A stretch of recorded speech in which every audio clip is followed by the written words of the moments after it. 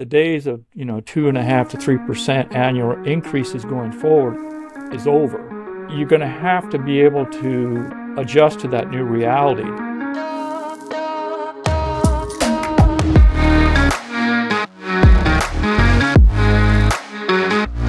This is the Time on Wing podcast. Welcome back.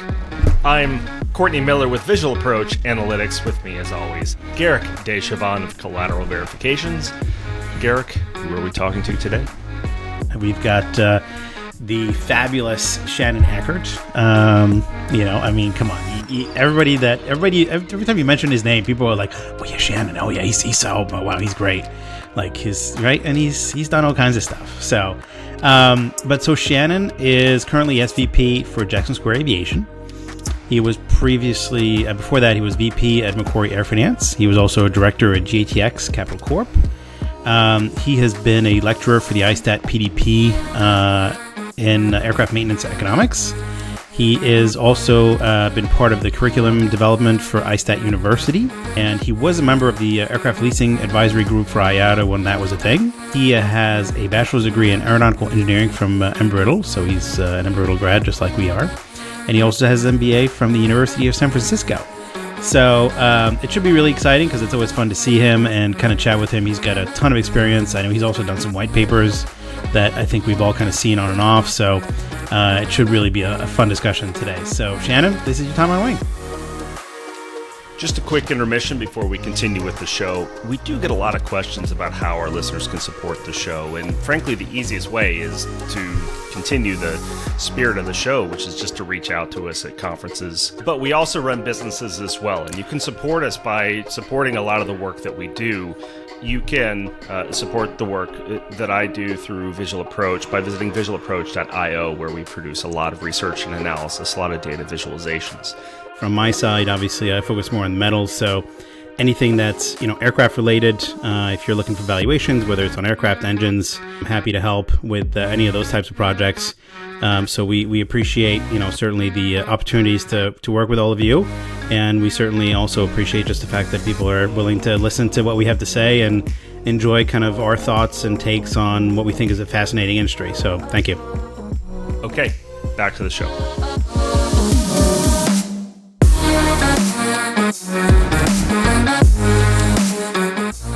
So Shannon, thank you very much for being on the podcast. We were excited to get your response that you wanted to be on, and we're appreciative. Yeah. So one of the things that we always kind of start the show with is obviously getting how you got into aviation. I think everybody's got an interesting story, and so we'd love to hear where the passion came from, how you got started, and then like what took you to where you are today. Yeah, look, awesome. First of all, congratulations on your podcast, and I have to admit, I love the name of it. That term comes up quite often in our corridors over here, but I think the context that you put it into is brilliant. Isn't that great, Shannon? Garrick and I came up with that entirely on our own. We had no help whatsoever. Actually, I think we've said this before. Well, I'm sure we did, but Steve Mason actually suggested that name. Oh, no kidding! Yeah. He was like, "Oh, if I can help, let me know." And so we were like, "Sure." And he's like, "That was one of the names." And I'm like, "Oh, wow, Time on Wing. That's brilliant. Actually really appropriate." It is. So it is. Yeah. And every time, and like you say, it does come up a lot. So every time we hear it, we're like, Yeah. It's got a great buzz to it. But anyways, as far as my background is concerned, and how I got into aviation it was purely by happenstance. It wasn't originally in my DNA. When I started college, my freshman year in college, I was a history major, and I was going to college in Arizona. My parents had just retired. They'd lived overseas for 25 years, and they retired in Florida. So for Christmas break, I went to go visit them, and met our new neighbor, who was a Pan American pilot and former Navy pilot. And he kind of planted the seeds and suggested that I consider aviation, and then furthermore highlighted Embry-Riddle Aeronautical University, which is kind of up the road from where we were living at the time. And so I took the opportunity to just go up, check out the campus. I liked what I saw: small classrooms, more personal. Certainly liked the ambience of Daytona.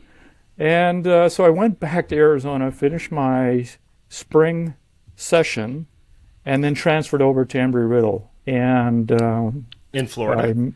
In Florida, yeah. Okay. As opposed to the Prescott campus. Prescott, yeah. Yeah. So what school did you go to in Arizona? I went to Arizona State. Oh, wow. Okay. Wow. So you left the number one party school to go to... Look at he's clearly a party. And not only did I leave the number one party school, you know, when you think about the major, I went from a history major to an aeronautical engineering major. Yeah. So I really, in terms of clamping down on my free time, my occasional break to the pubs with the friends, and that all came to a halt when I went to Embry-Riddle, but it was all worth it. Graduated in engineering, and my career took off from there. So no regrets. It was a fantastic opportunity to kickstart aviation, and I've had the opportunity to be in this field ever since, and it's just been a fantastic career as far as I'm concerned. Yeah. I'm curious the interest in history enough interest that you started your education history. Has that interest kind of followed you? I mean, have you kind of worked that into some of the stuff that you do, or is it a hobby now, or do you...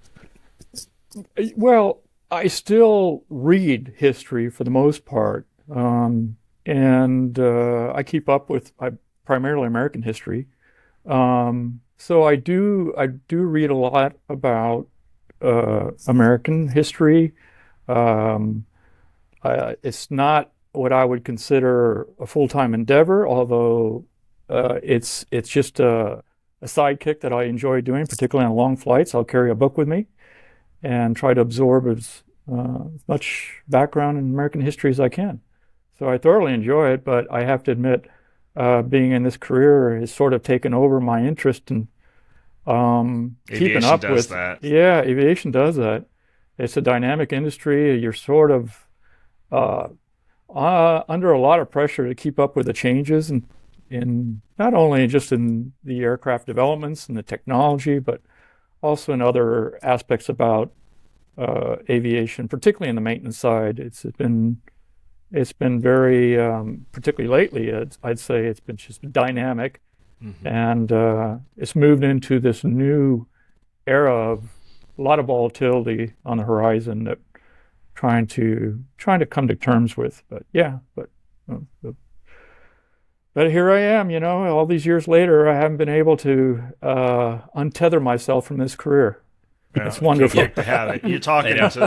You're talking to two terminal addicts as well, so absolutely. I know we can't get out. It's just and Embry-Riddle graduates too. Right, I know this is the Embry-Riddle trio. I know, it's pretty funny, but I mean, it's once you're in, right? It's kind of like thinking, if I had to do something else, what would I do? And I'm like, I have no idea. Like, I don't know. I can't think of something else that I'd want to do. So.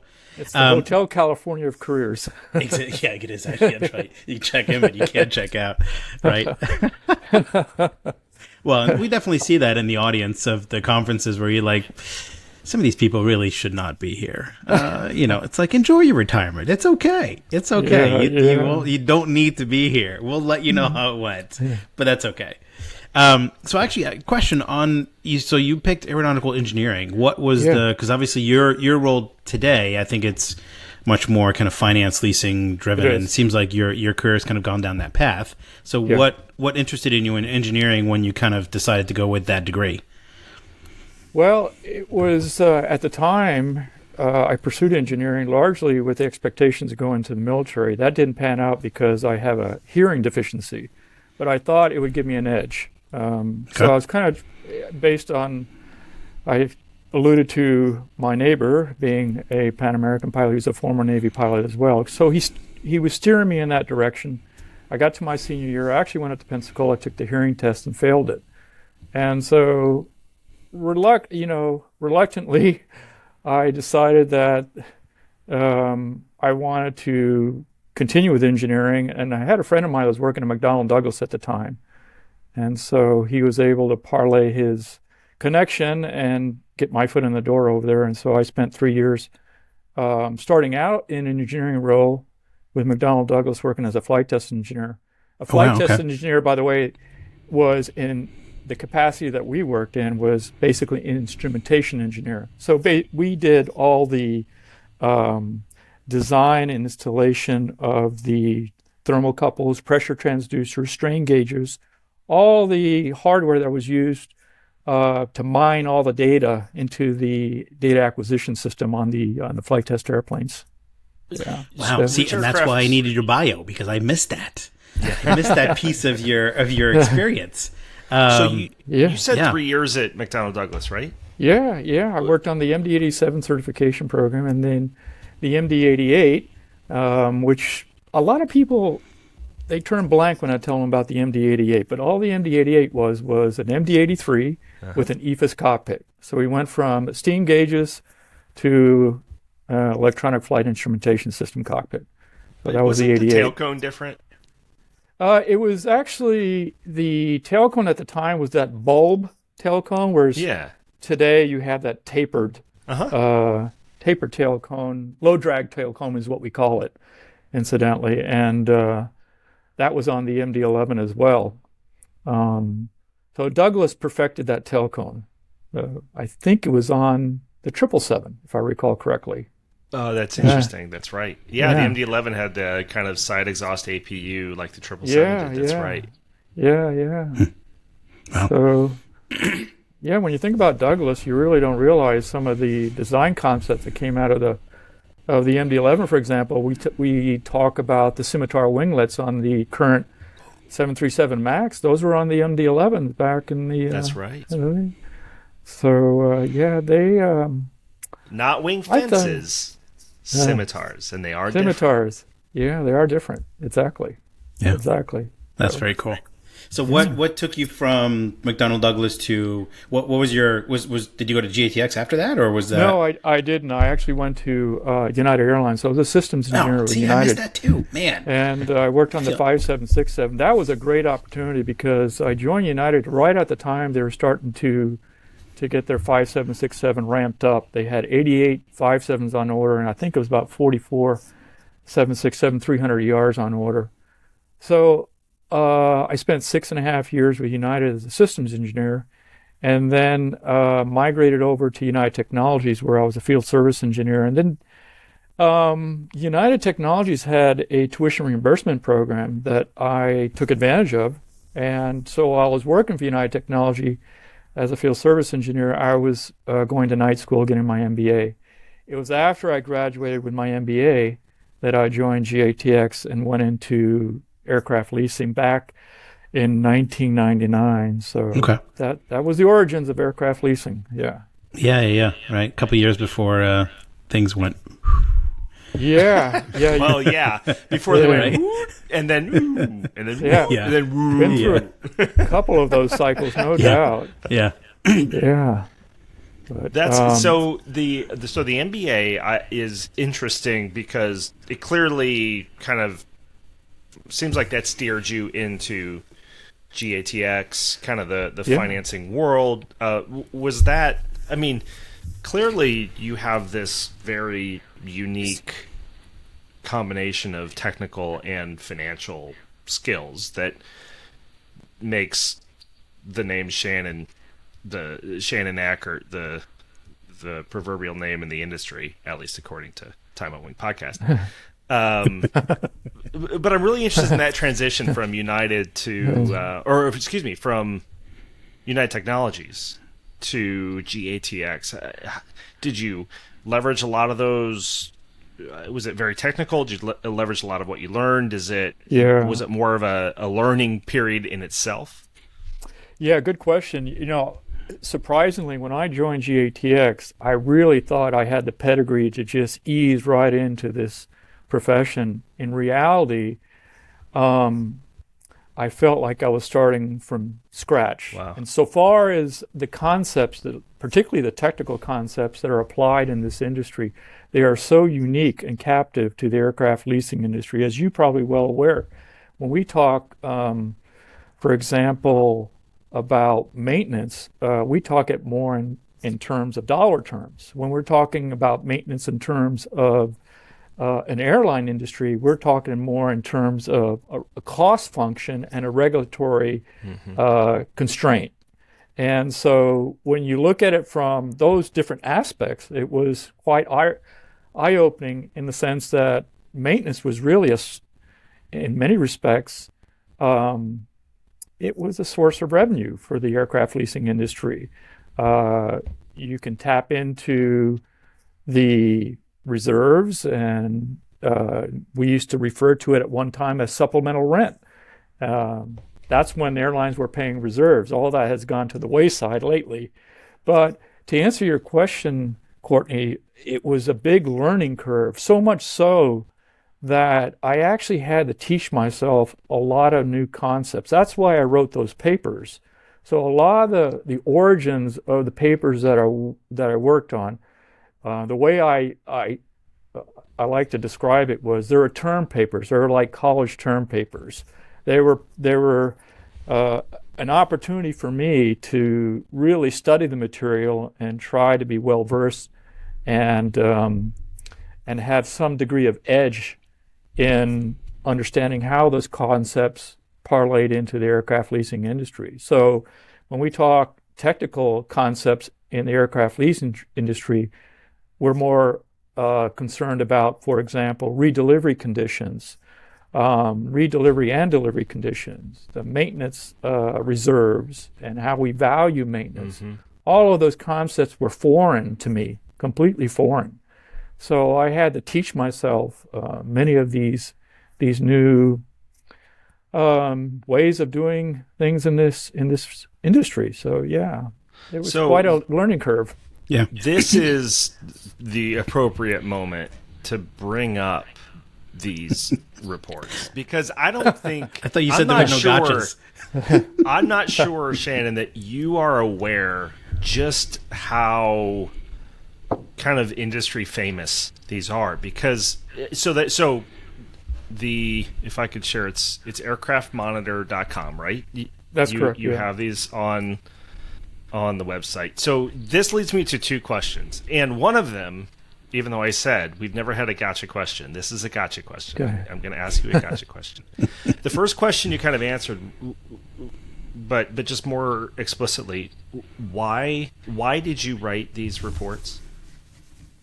Yeah, so I wrote those more as a means to teach myself these concepts. I didn't write it from the framework of being an expert. I wrote those from the point of view of trying to teach myself these concepts. So I just spent the time writing down. I would read all the magazines, that industry-related magazines that covered these topics. I used to absorb those magazines. And then over time, I felt, well, I've got a pretty good library of all this literature. Why don't you just kind of pool it together, write a report that was very centric toward each of these topics? For example, maintenance reserves, redelivery conditions, engine maintenance concepts, and so forth. Just write these reports as a way to teach yourself these concepts. And in hindsight, I'm glad I did. I learned a lot from it. And then as the byproduct of it has been, it's helped a lot of people in the industry. I've run into so many people at conferences that have come up to me and said, "Oh, you don't realize how helpful your reports have been." And add me to that list. Yeah, absolutely. Yeah.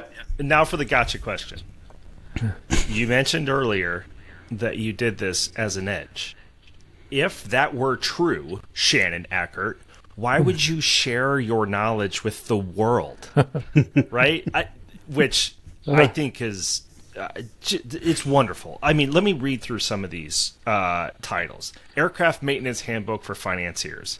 Analysis of Engine Shop Visit Rate. Redelivery Consideration in Aircraft Operating Leases. These read like aircraft financing classes. Like if you just put like a 101 or like a 201 after it, like these would be master classes in the work that we do. But still, I just downloaded. Can still have access. It's 22 pages, beautifully formatted. It's such a treasure trove of information. Thank you. Thank you very much. No, I went into the writing of these reports with a mindset that I really wanted to bring it down to a layman's level, sort of bring it down to layman's term. Being technical, I was fully aware, particularly having an engineering degree, I was fully aware of the esoteric nature of some of these concepts and how oftentimes you get into a discussion with somebody that's never really had any background on these topics. And if you really want to impress them, you can start out with jargons that they've never heard of, and you can lose let them. out my secret. You can lose them. So the real struggle was, for lack of a better term, was to dumb it down, to bring it down to 101. And so that was really the challenge in writing these reports. And then once I finished them, I was like, well, you know what? I just felt it was appropriate to give them away and let anybody access them. It's not trying to monetize it, but yeah, and I think, again, looking back, I think I made the right decision. Yep. Clearly. I mean, we're all thankful for it. Yes. So yeah. No, it's true. And especially because I think there, as you say, there is something that's lost in terms of trying to understand the intricacies of the things that are in the aircraft leasing space. And, it's not easy just to kind of, go online or try to, get that from conferences, or just because you just don't get that level of detail. Yeah. And so having that, available to be like, hey, look, ultimately, these are the things that you need to understand, so that when you're provided with a transaction, it's not just about the numbers.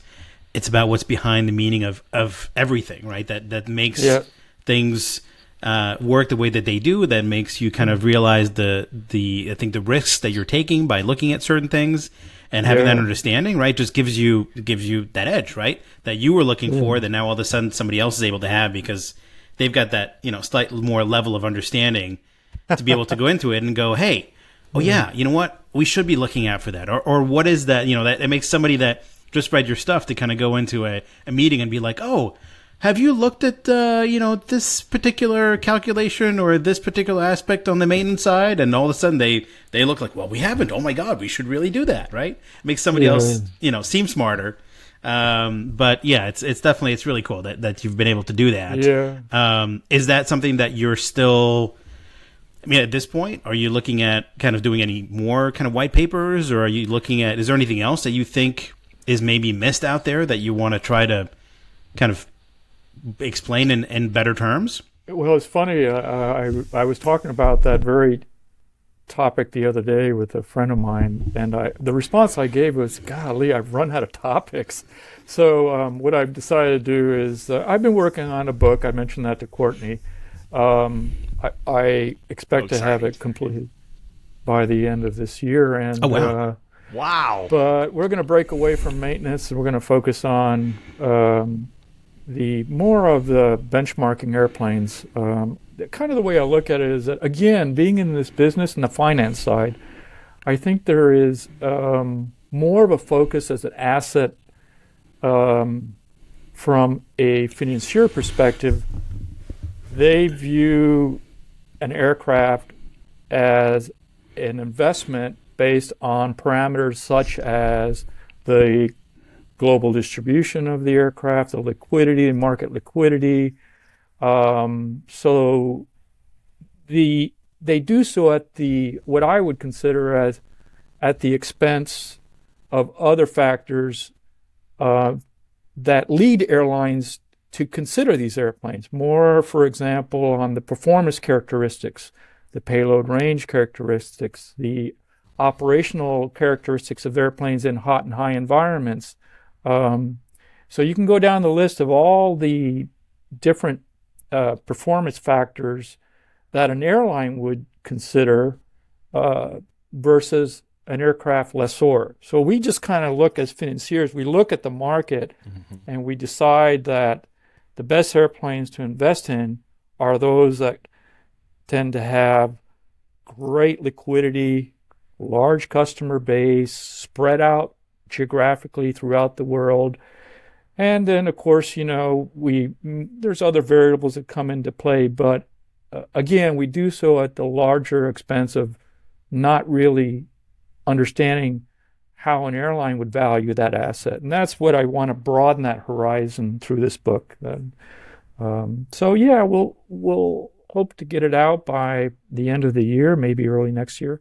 I've been working on it for a couple of years now. I'm not too much in a rush, but when I have time, I'll put pen to paper and take it from there. That's wonderful. Yeah. If I could suggest a topic that always comes up when we're talking with airlines and aircraft programs, what's the value of range?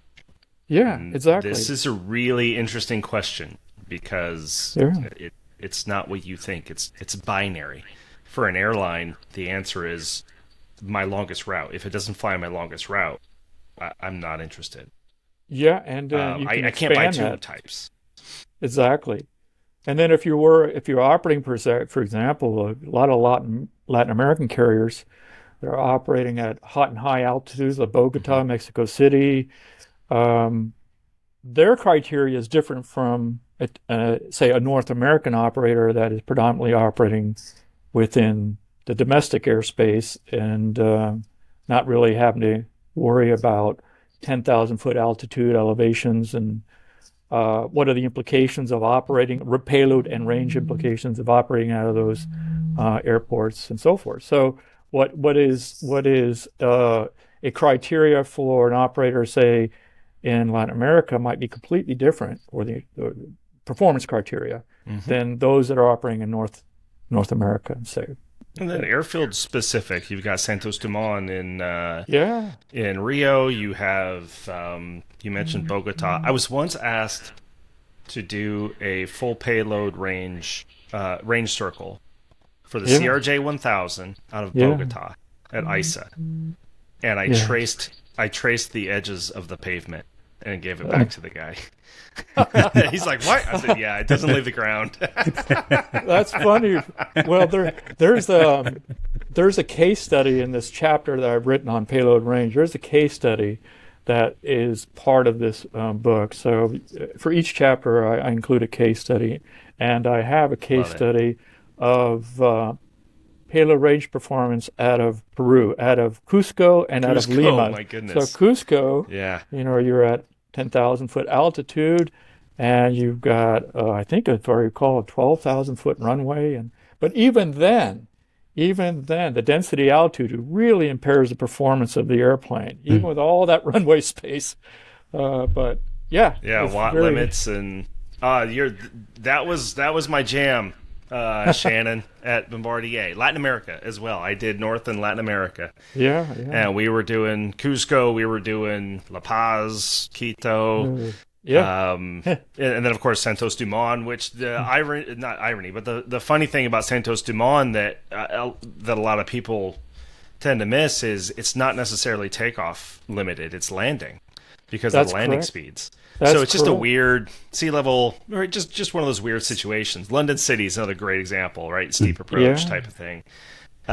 Different certification process. But before Garrick's eyes glaze over, no, I'm it's good. It is because it is fascinating the differences in terms of how investors and financiers will look at airplanes versus how airlines look at airplanes, right? And it's very, very, very different because obviously it's serving a different purpose. Although I think maybe over the last 10 plus years, I think the airlines have kind of looked at they're kind of merging into the financier space by looking at aircraft and going, hey, these are kind of like we can get cash out of these things, in the right environment. And so they're getting a lot smarter about, the leasing space and what the expectations are. So that way, when they do look at doing sale leasebacks or things like that, right, they have an understanding of like, all right, so here's kind of what the market is and here's what we're paying for airplanes. And oh, look at that. There's a difference in terms of like what we can get out of that airplane. Oh, that's pretty good. So there is a bit of that merging, but at the end of the day, it is very different. And yeah, as you say, each airline is different, each region is different in terms of how they look at things. So I can't wait to read the book or to see it when it comes out, and we'll have to have you back on when you get it out the door so we can talk about that. That's gonna be great. I want a link. Let me know when I can pre-order. I am all in. I'm actually excited about that.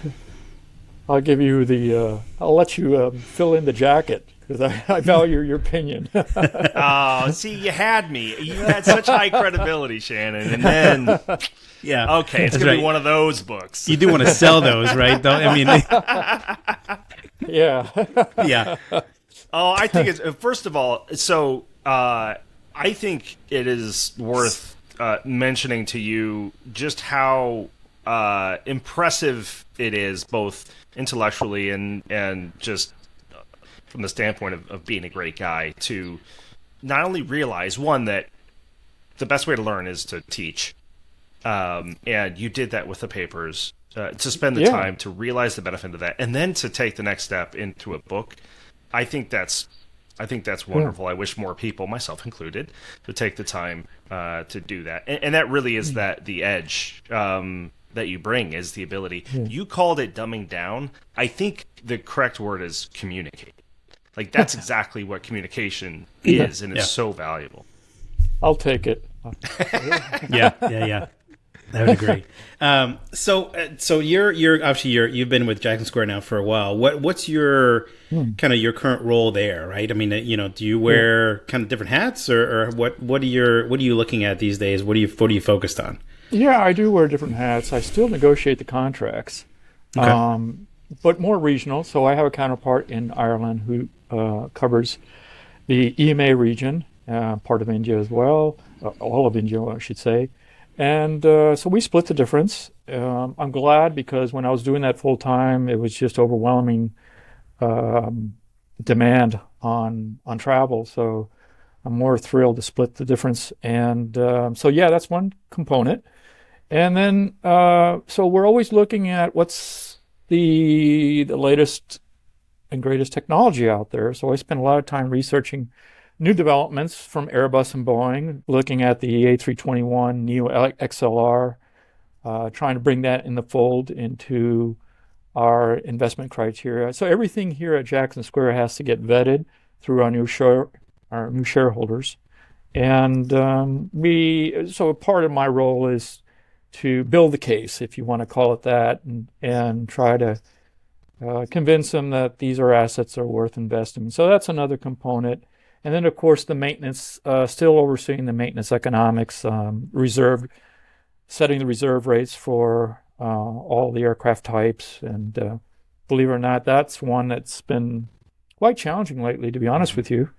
So it's a multi-role, what should I say, not a single hat, but multiple hats on. Multiple hats, yeah. Yeah, which it probably, I mean, to a certain extent, right? That's got to keep it interesting too, right? I think if you were just doing the same thing every day, at some point, kind of like doing appraisals every day, after a while it gets a little tiring. But luckily, you get projects where you're like, oh, that's different. All right, cool. Let's look at that for a while.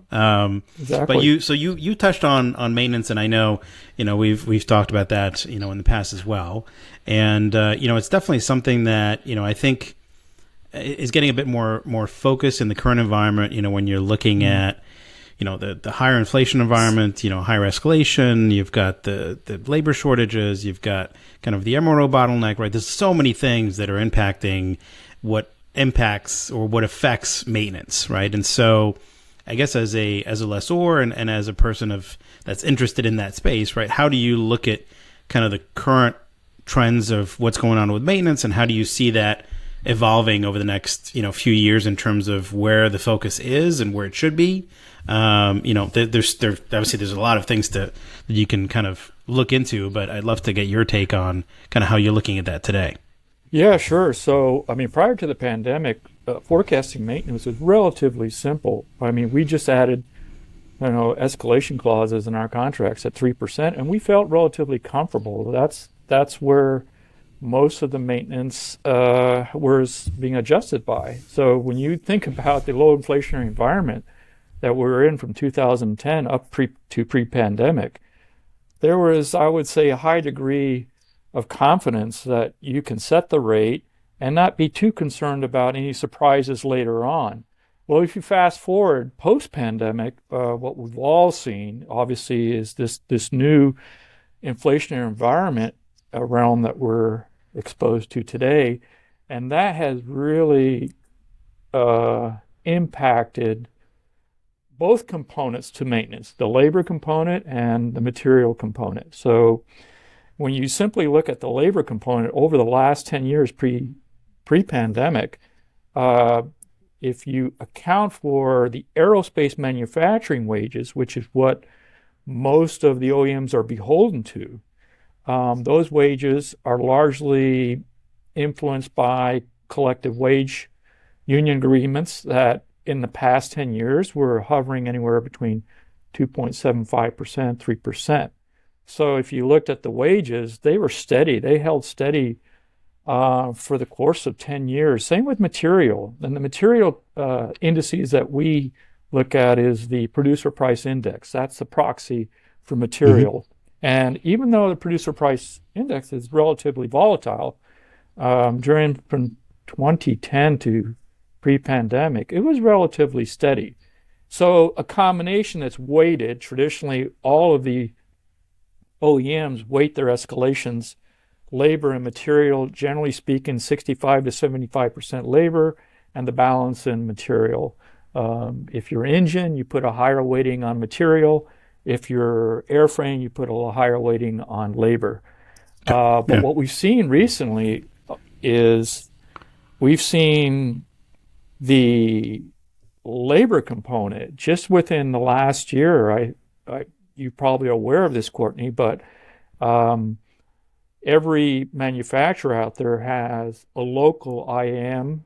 Is generally speaking, the IAM is the representative union for many of the OEM firms out there. So everyone has their local that has their contract is subject to negotiation. Those contracts, many of them have been updated in 23, and what we've seen is those labor rates are jumping anywhere from the 2 to 3%, 2.5 to 3% range, up to the 4 to 5% range. But in addition, the 800-pound gorilla is Boeing. So Boeing has their IAM contract coming up this year. I believe it's in September.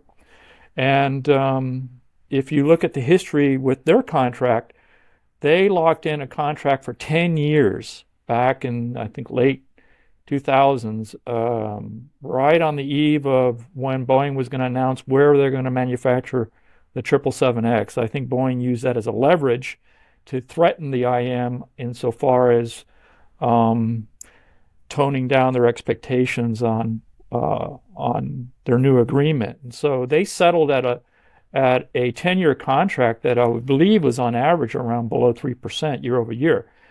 Contrast that today, they're looking obviously at what the auto union contract has been able to achieve, 40% raises over a course of 5 years. They're looking at, I believe, 40% raise over the course of a 3-year contract update. Oh, so if you put that into perspective, that labor component, if you weight the Boeing labor component and in addition all the IAM collectively, you can easily infer that the days of 2.5 to 3% annual increases going forward is over. So you're going to have to be able to adjust to that new reality. That's just labor. Now we have to deal with the material. And if you look at the supply chain issues that we've seen over the course of the last 3 to 4 years, that's really added quite a bit of escalation to the material side of the ledger, the escalation ledger. So all in all, I think what you're going to see is you're going to see maintenance inflation that is going to surpass the maintenance inflation that we saw in the last 10 years pre-pandemic by a substantial degree. A few basis points, I would say 2 to 3 on average when you weight it. Is that something that is going to affect the cost of airplanes? That's the new discussion that we're having, is because in the past we never looked at maintenance as really influencing the value, the actual market value of an aircraft in the future. Today, we see that the representation of maintenance in a 15-year-old airplane is, as you can imagine, today is roughly 70 to 80%. On an airplane that's reached its economic life, it's about over 90%. And all of that component is in the engines. Yeah. So, and if you look at the greatest degree of inflation, at least escalation expectations, what we've seen as a lessor, we've seen those associated with engine maintenance, both on the life-limited parts and by correlation the piece parts, because there's always been a link to the escalations of LLPs and the piece parts in the engine. So if LLPs escalate at, say, today, high single digits for narrow bodies and low double digits for wide bodies, then typically the piece parts escalate roughly about 2% to 3% basis below the LLP escalation. So if we're looking at today, if we're looking at 7 to 8% narrow body escalations for the life limited parts, then by correlation, the piece parts are probably going up over 5%. Similarly, with the wide bodies, they're probably going up, piece parts are going up maybe closer to 8, high single digits, 8 to 10%. So ultimately, that escalation is going to affect values, the aircraft values, later on.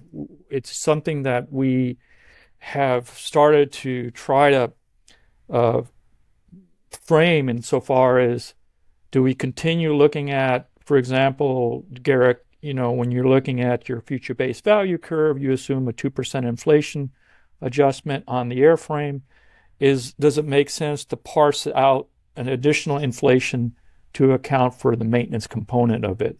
And that's a decision that conversation, I should say, not a decision, conversation that we're having today, whether that makes sense. Because in the end, we're a business that when you look at our economics, the residual value of the asset plays a significant role in the discounted cash flows. Mm-hmm. We discount the residual, we discount the lease cash flows, and do we want to be a little bit more mindful about how to reset the residuals for airplanes going forward? And that is driven by the maintenance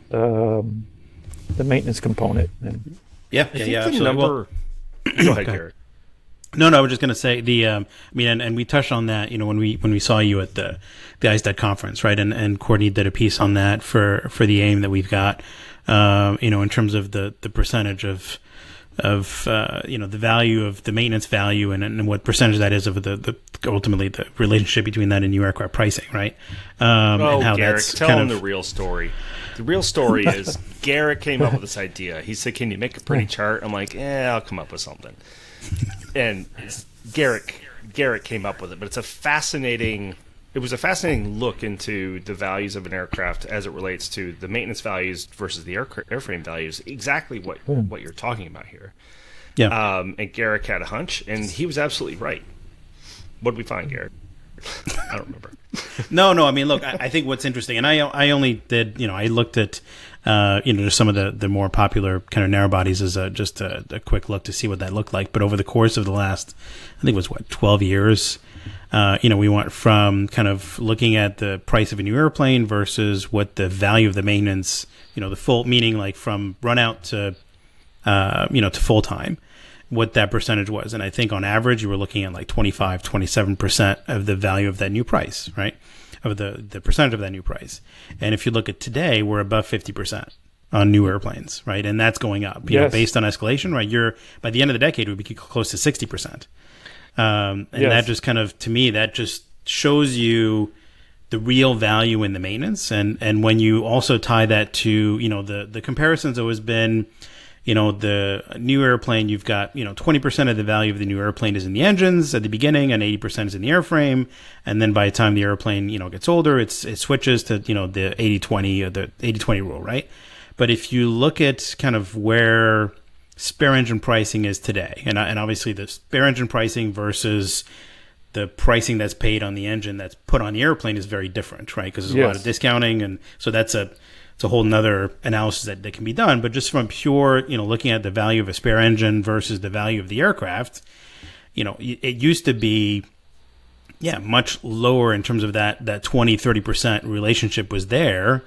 Now, I mean, if you look at, let's say, if you pick, for example, like a LEAP 1B, versus the value of an 737 MAX, now all of a sudden you're looking at, it's like 60% of the value of the aircraft is in the engines today.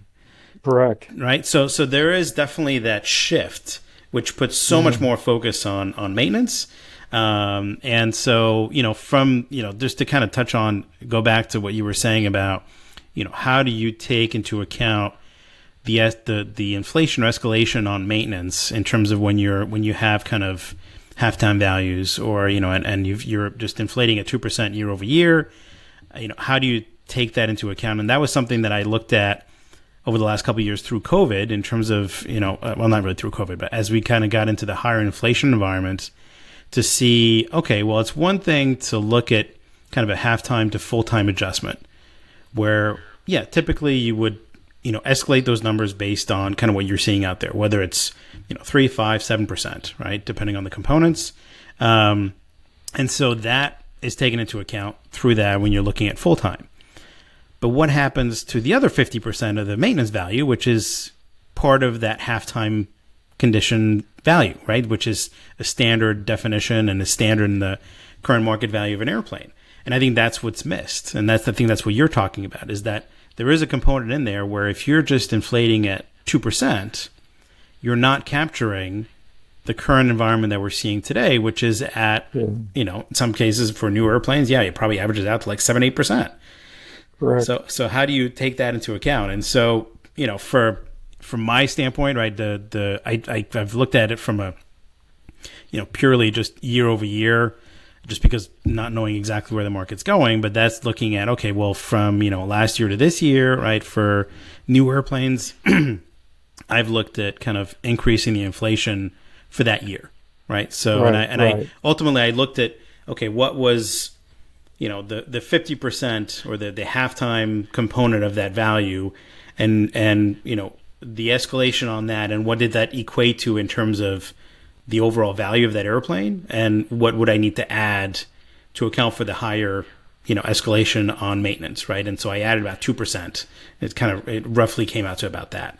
And so I've done that kind of for the year over year, but it's something that I just look at from a, each year, not necessarily incorporating that into the full model, just because not knowing exactly where things are going quite yet. But it is something that, will it go back to, 2-3%? It doesn't sound like it. So how do you take that into account going forward? Exactly. It's the way I look at the period from 2010, post-global financial crisis, up to the pre-pandemic era, is I kind of categorize it as a Goldilocks era. I think a lot of people got accustomed, because of the duration of that period, people got accustomed to, for example, Fed's funds rate at 0%, inflation running at roughly 2% for the whole decade.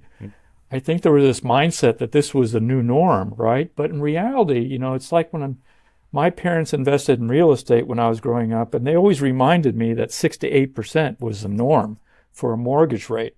Mm-hmm. And that they'd always kind of chime in about how your expectations of trying to lock in 3%, 3.5% forever to infinity is just not realistic. Everything kind of regresses back to the norm. And if you recall, back in the early 1980s, we had inflation that was reaching 20%. And Paul Volcker came in, tamed that inflation. But mortgage rates were up almost in the 15, 16, 17% rate.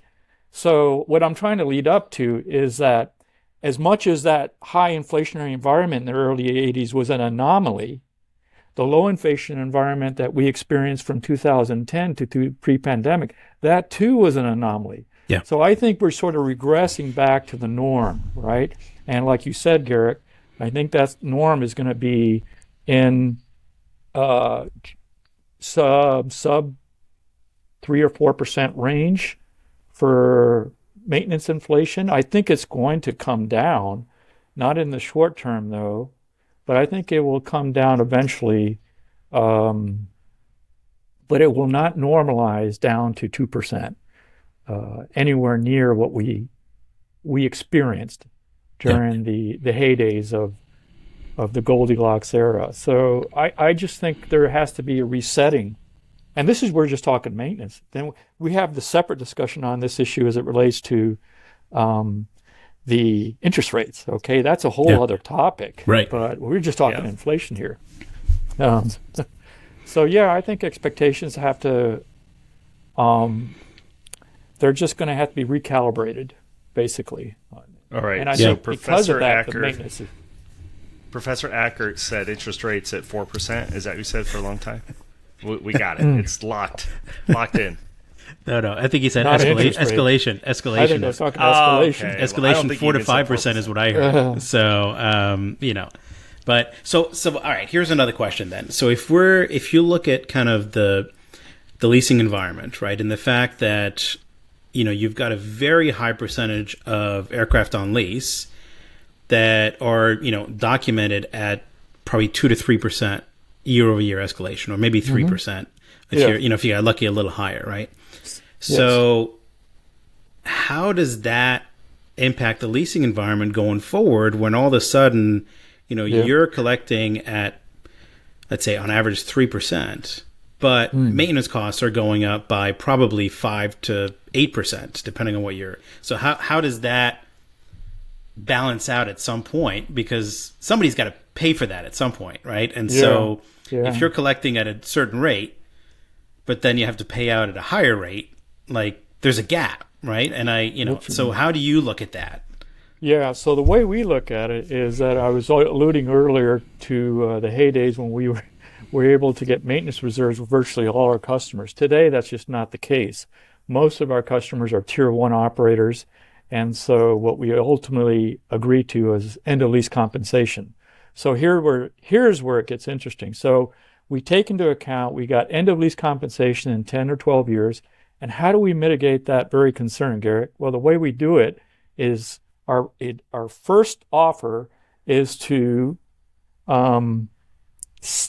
have the rates based on a quote system, so that at the end of the term, instead of locking in an agreed rate today, what we try to pressure the lessee to agree to is to go out and solicit the cost of each of those events at the period, at the time of expiry. So effectively what we're trying to do is we're putting the onus of the risk at the time of redelivery and hoping that when we go out and solicit the quotes, that they're more reflective of then prevailing cost, as opposed to saying, here's your rate, it escalates at 3% per year.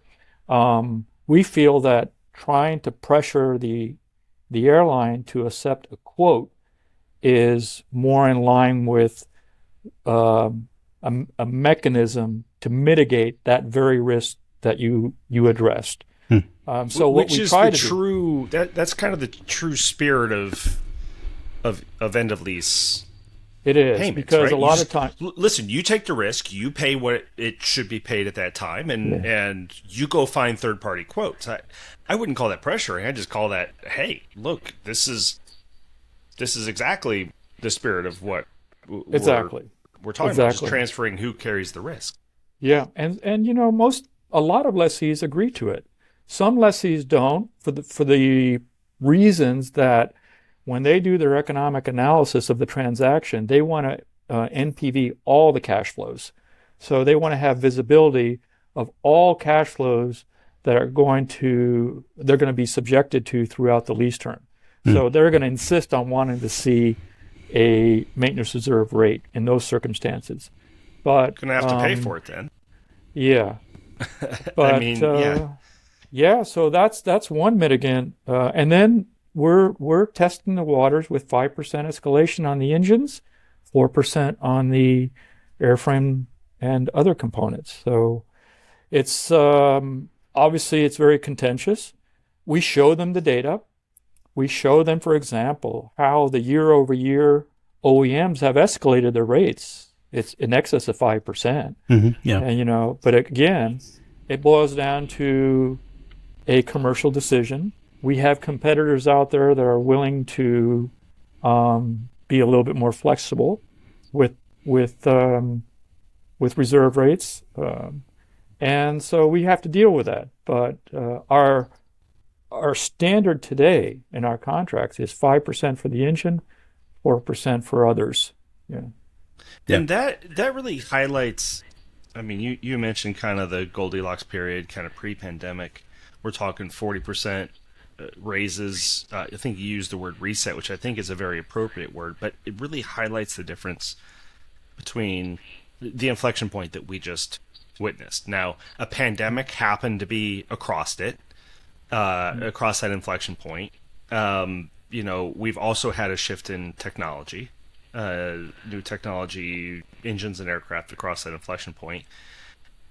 But we've been talking about the numbers being different, just in escalation and inflation, but the concepts themselves. So what struck me, what was so striking to me when you mentioned it was, 3% or whatever it was a safe escalation rate. That just is.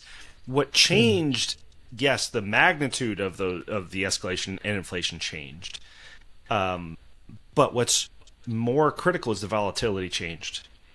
In addition, That's correct. So the certainty really puts pressure on things like maintenance reserves and just flat escalation rates, and puts more of a pressure towards kind of end of lease compensation. It's just trading who carries that risk, and Exactly. there's now new risk. Like, we now see the potential for new risk on the horizon by way of volatility.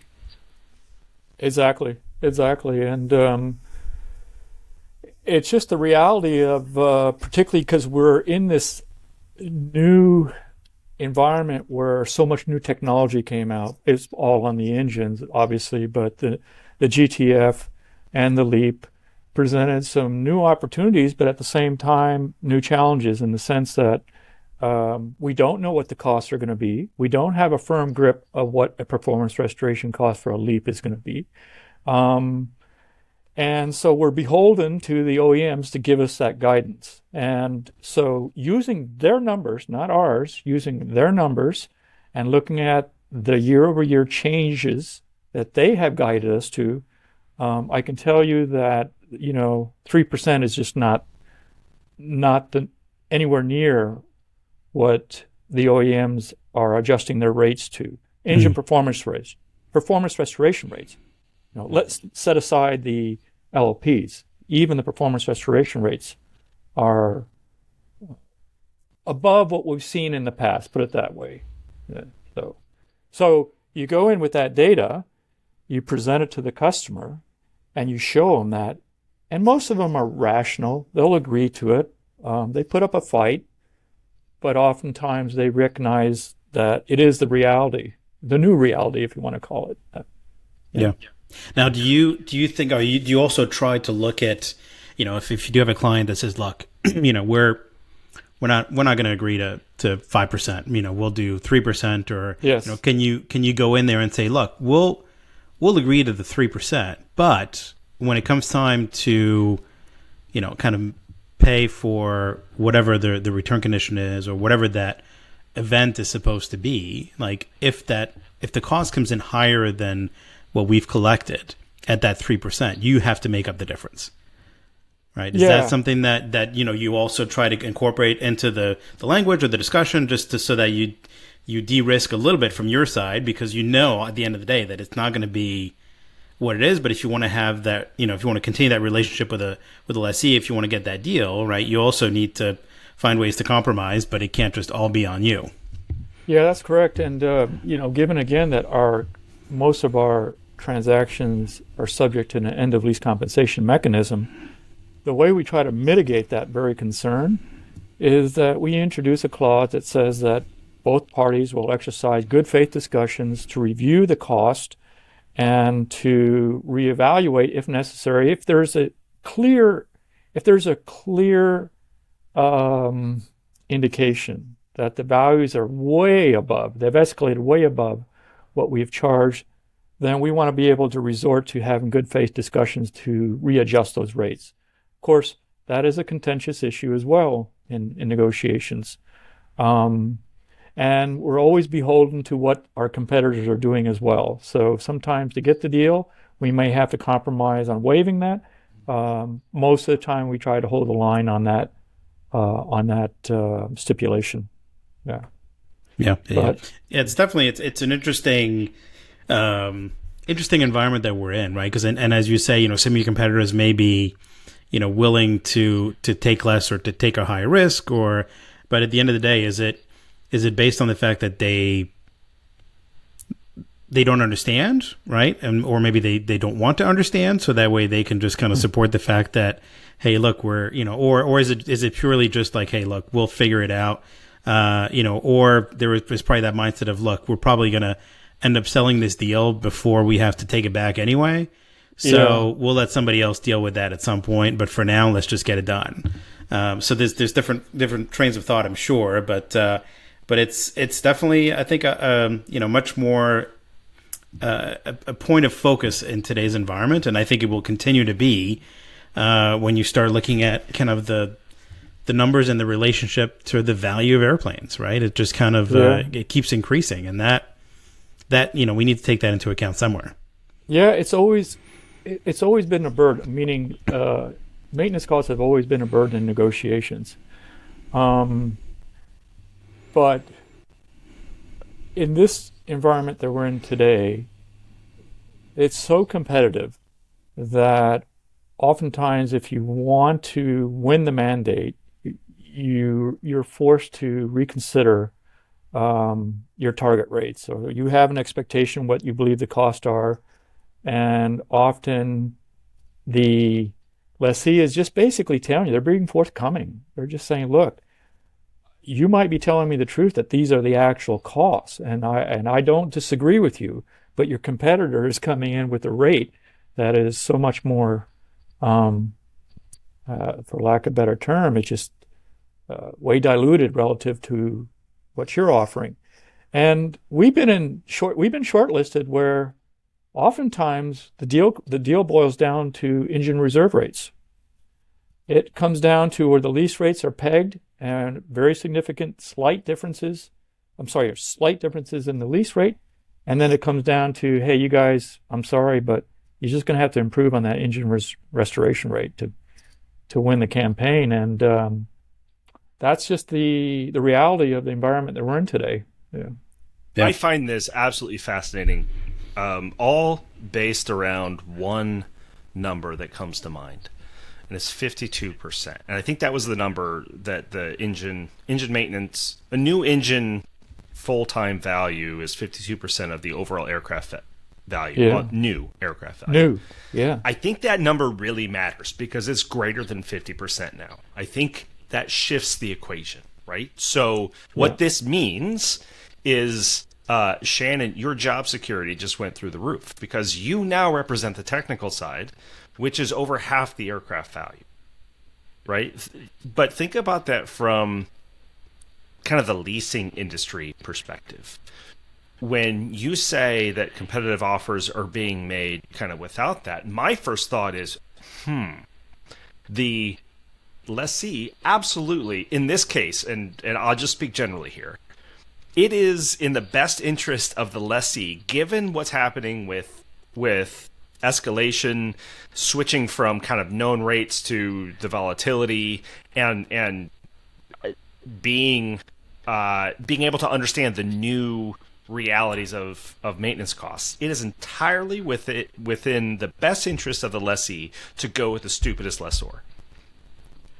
Because if they don't get it, that means that they're cheapest on that 52%. It's more impactful now, and if they're slow to the game, then it's going to be in the interest of the lessee. I generalize. You get the idea. Point being that now more than ever, and it will continue to be this way, and probably more so, it looks like, the edge in aircraft leasing is on the technical side as opposed to purely the commercial. And that is a shift that we're really seeing in aircraft leasing today.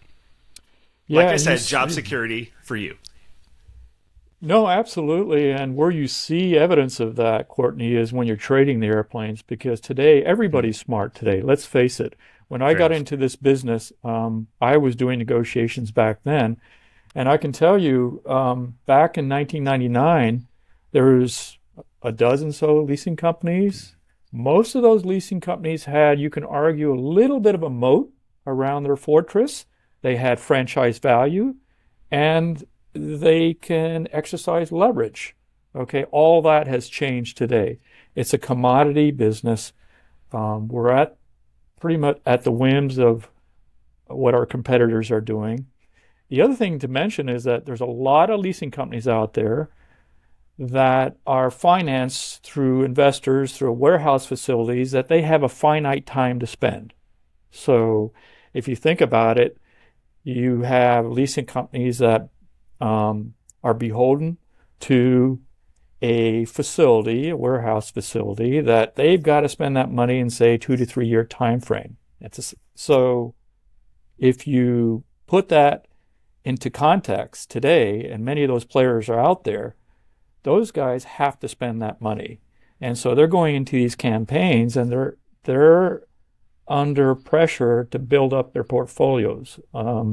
If that means cutting corners, that's often what happens. We see, when I say cutting corners, I'm meaning in Lower context of margins, maintenance, lower margins and lower maintenance Yeah. expectations.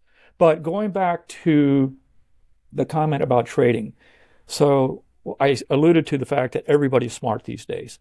Everybody looks at a contract, and the first thing they're doing is, in addition to looking at the rent, they're looking at the technical section and seeing what your reserve rates are and seeing what your delivery conditions are. And then if they don't feel that it's in line with expectations, with the reality of today's economic expectations, they'll impair their valuation of that asset, that contract. And they'll tell you up front. I mean, they'll just say, "Hey, your reserve rates are too low. I'm going to take a hit eventually. I'm going to take a $1 million exposure on your low reserve rate. Therefore, I need to lower my cost to compensate for that risk." So it gets where you see a lot of the dynamics of the maintenance component in a contract is when you start trading these contracts. Yeah. So I think what I find really interesting is that, so I would say over the course of the last, 15 years, right, there's been a push from the engine OEMs to get on kind of power by the hour type contracts, right? Contracts that should mitigate some of that risk at the end of the day, at least for the first lease, right? For the first, kind of whatever, two shop visits or 3 shop visits, right? And yet, I feel like there's more risk today than there has been for a long time, right? Even though, because the idea of, obviously, to be put on one of these programs, whether it's through an FHA or a PBH or whatever, pick your favorite OEM in terms of what they offer, that should be, well, look, if the airline, has an agreement with the OEM, right, they're paying a certain rate, whatever that rate is, doesn't necessarily matter, because you're ultimately, it's taking, things should be taken care of based on that contract. But that's not really the case, right? And it's in today's environment, especially now, I think most engine OEMs, except for probably Rolls, are not necessarily willing to give you a PBH rate, just because of the unknowns and the fact that they have no idea what's going to happen. Can we stop and just consider the implications of that? The engine OEMs are not comfortable enough with the risk of their own maintenance to create a power by the hour. Like, they don't want to take the risk on their own equipment. Like, wow. Yeah. And look at the Trent 1000. Look at the Trent 1000. Yeah. If you look at a program that has caused Rolls-Royce so much financial headache, that's the program. They went into that program signing up virtually all of their customers under the flight hour agreement. Keep in mind that the flight hour agreement, it is an insurance policy. So when things go haywire, who picks up the cost? It's the manufacturer. So they've had to write down enormous amount of liability to sustain that engine program. So I can understand, how that backfired on them, and going forward, they probably have to be a little bit careful on how they manage these programs, these FHA programs. So, yeah. Which, do you think that there'll ever be a point where, because ultimately I know, on the engine OEM side, they would probably love to be able to capture some of the revenue earlier rather than later. Sure. Right? Meaning, hey, instead of giving away, as people kind of say, instead of giving away the engine up front, we'd like a fair share of what the value of that engine is. And then we can kind of not necessarily have to get higher rates down the road, because we don't necessarily need to recapture that over the course of the next 10 years.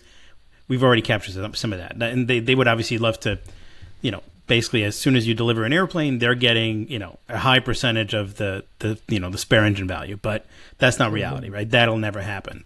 But do you think that there is a point where there would be some level of compromise where they get a higher percentage of that spare engine pricing, but it provides a bit more, kind of stability and de-risking over the course of that engine, because all of a sudden you don't, they're more tied to providing a more reliable engine, taking care of things, because they've gotten a bit more money up front, but they're still so it's still incentivized to kind of continue to support the engine, because they're still going to make money obviously down the road as well.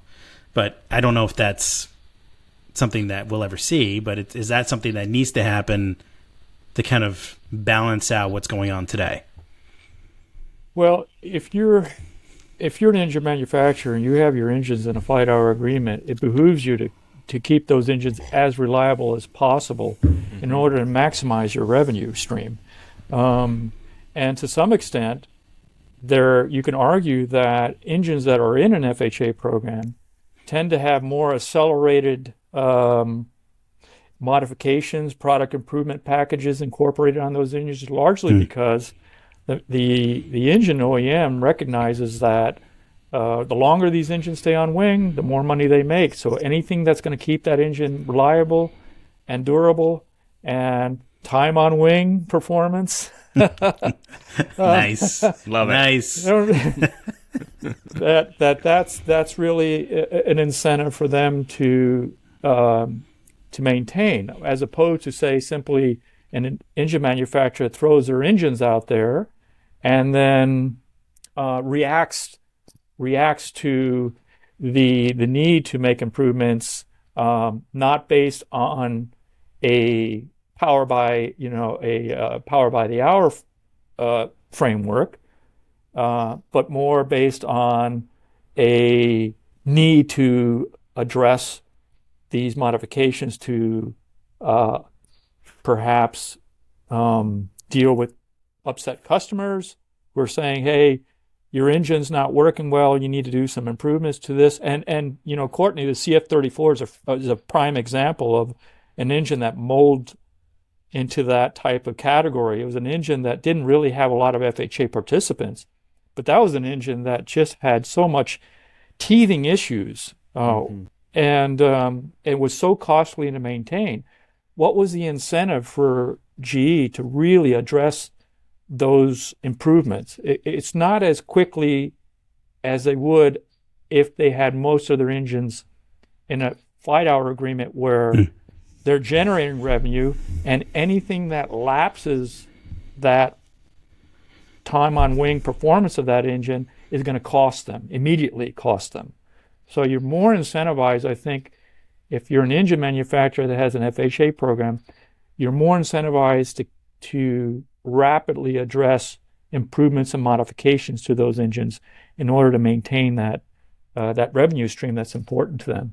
It's self-correcting, right? It really is. If I'm an airline, just to break it down to the new aircraft dealer, and they say, look, this engine's going to cost this much to maintain, they'd be like, okay, great, so I'll pay you that much, and then you just maintain it. And they're like, well, it could be more than that. Like, you just tell me the number, and then when you make it more reliable or cheaper to maintain, you benefit. Like, I'm totally good with that. And they're saying, nah, because it could be more than that. Then that's on you too, right? Because you're the one that's going to dictate this. Now, that's an oversimplified explanation of that, because in reality, the engine OEM is not the only party that dictates reliability. Because where are you flying the engine? How are you flying it? What temperatures? Are you hot and high? Are you out in the desert? Are you in a salty environment? I'm trying to throw a bone to kind of the other side of the equation and some of the challenges there, but that can be, contractually handled, right? Yes. Like here are you need to meet these. The spirit of what the airlines certainly, and I would argue proxy the airlines, the lessors as well, is give me certainty on what this is going to cost me to maintain. Yeah. And right now, by and large, they're not able to do that for, again, reasons that, because it is so volatile. Exactly. And you've had people like Tim Clark come out and vocally say that exact issue is like, give me an airplane. Just give me the number. Give me the number and back it up. He's learned his lesson, and he is a little bit, you can argue, a little bit more smarter and reluctant now to just go out and buy these airplanes until they have proven themselves in the industry. He's willing to wait and see now to ensure that those airplanes are going to meet the expectation, the reliability expectations, I should say. But yeah, look at these engines today. When you just look at, for example, the LEAP and how different they are from the CFM56 in terms of the operating pressures and temperatures that those engines are subject to, they're so much higher, and you can't help but conclude that many of these technologies are right on the fringe, right on the cusp of the limit. You can't tweak it any higher. So when you're operating at such high pressures and temperatures, you really have to assume that there's going to be some degree of side effects from that. Yeah, and which is something that we've seen, right? Yeah. Absolutely. Yeah. I mean, I think what I find amusing about the market environment that we're in is that on one hand you would think that the Rolls-Royce business model is what everybody's looking for in terms of like, hey, we pay you this rate, you make sure that the engine keeps flying, right? That works. If anything happens, it's on you. Perfect. And yet everybody hates the Rolls-Royce business model because they have total control, right? And then everybody's like, well, yeah, I know, but when you start looking at my stuff that's starting to be used, there's no used parts. I have to go to you for everything that's new. And so it's kind of like, on one hand, you don't want to have somebody just say, all right, you know what? Everything's going to be on time and material. Whatever you need, you have to pay for, and that's that. It's like, well, no, we don't want that model either, because we want you to be responsible, just like we talked about, to be able to support the engine, have the incentive to do that. But we don't want the other side either. So it's like, all right, well, what's the halfway point? And to the flip side of that, everybody's also going, by the way, I really don't want to pay for those engines up front. I don't really, because I mean, if all of a sudden, that, let's say that $50+ million max goes to 65 to account for the fact that, we have to pay for the more of the engines up front, but, that will incentivize the OEMs to make sure that the reliability is there. I don't know if I want to pay 30% more, right? It's a whole, like, it's a tough one, right? It's been that way for so long. I think people have a hard time, kind of looking at it, but at some point, something has to give. And I think that's what we're seeing today. Yep. Right? Exactly. It's giving. It's like something gave, right? And everybody's paying for it.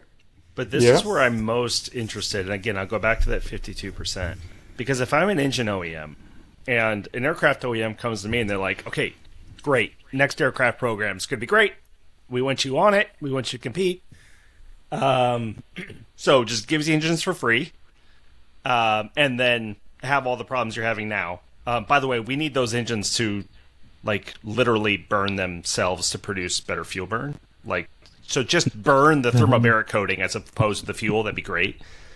And the engine OEMs are going to be looking at this being like, 52% of what you sell, the value of what you sell, is maintenance value for our Correct. stuff. Just maintenance value. So, Correct. okay, that's not even taking benefit for the core, right? So, and just the actual infrastructure of the engine itself. So call it 55%. I'm way under on that. That's over half. So you have aircraft OEMs dictating, controlling the sales, the pricing and all of this, and the engine OEMs along for the ride until they realize, wait a minute, we're actually pushing this thing, and we're now the most valuable item on this aircraft, which we already crossed that point. And I don't think we're going to give it to you for next to nothing this time. You need to go price it accordingly. Yeah. And I think inevitably what happens is nothing. No agreement is met. The engine OEMs are going to be like, then sell what you got. Yeah. And we'll be in this kind of prolonged period where there's no program, because the airframe OEMs, by the way, are completely hooked on the idea that the engine OEMs will get them out of a design jam with kind of legacy systems. And clearly Boeing, but Airbus just did the same thing, right? Just a newer generation, one generation newer. Yeah. And as an investor, the way we see the market evolving with engines is that it's like going to a horse race. You got to pick a winner. And Right. what do I mean by that? Well, if you started out with the 787 Trent 1000 package A and you thought you were, investing in a great asset, lo and behold, they come out with package B. And then you say, well, package B is a completely different engine from package A. So package B is better, but the market liquidity of package A is so small that now it's impaired the value of your aircraft. So then you go to package B, you think you got the winning horse, but no, they come out with package C. And then you come out with package C and you say, oh my God, this is it, right? No, they come out with package 10. So Package C, 10. Package C Advantage. But each one of those engines has a totally different, I shouldn't say completely different bill of materials, but for the most part, they have different cores. Some of them have different LPTs, different fans. So in effect, when you're investing in this airplane, you got to be a little bit cautious about whether this particular engine combination of with the airframe asset, is going to be a winning bet, right? And so the winning bet is the one variant that has the largest liquidity and market share. That's what you're hoping for. So that's another element you never had to deal with the CFM56, nor with the V25. I mean, they just kind of on the V though, right? I mean, a little bit on the V, yeah, the A5. Select one, to some extent. Oh, that's right. We've got select and we got select. Yeah, one but that was also. I mean, that was also a Norton natural progression, right? It wasn't like the going from the A1 to the A5, which was pretty drastic, right? I think it was more, V25. It was the A5, and then yes, we were improving it, right? And so, but that was after what? Almost, not 20 years, but almost 20 years of production on an A5, right? So I think to me that's the natural progression of things. I think if you look at the GTF today, I think the Advantage that's supposed to be coming out is at the end of this year or early next year. It's the next progression. It's a little bit, I think, sooner than people would have thought, but it's still be viewed as a natural progression, right? But I agree in terms of like from your standpoint, it's like, you think you're betting on the right horse, right engine, and all of a sudden you're like, wait, now you tell me you got a better one? I got to invest in that one too? Come on, it never ends. The answer is staring us in the face. Gliders. Gliders. They're sustainable. No engine problems, right? You don't have to worry about gate space, jet fuel, nothing. Like, it's great. Nobody goes anywhere.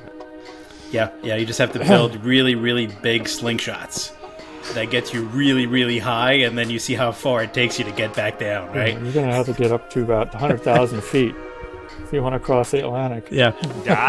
This is a new payload range diagram, right? So the height is dependent on how far your range, right? Yeah. Wind, all of that. Yeah. Well, Shannon, this has been really, really fun. I'm sure we could talk about this, for a couple more hours. It's a never-ending topic.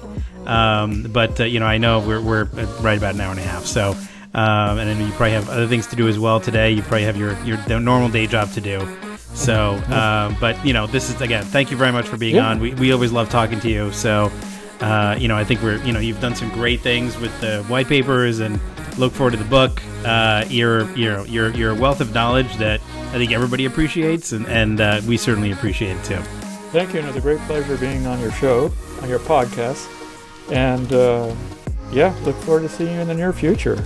Yeah, absolutely. Get that book out, and then we'll talk. All right. All right. Shannon, it's a real pleasure. Likewise.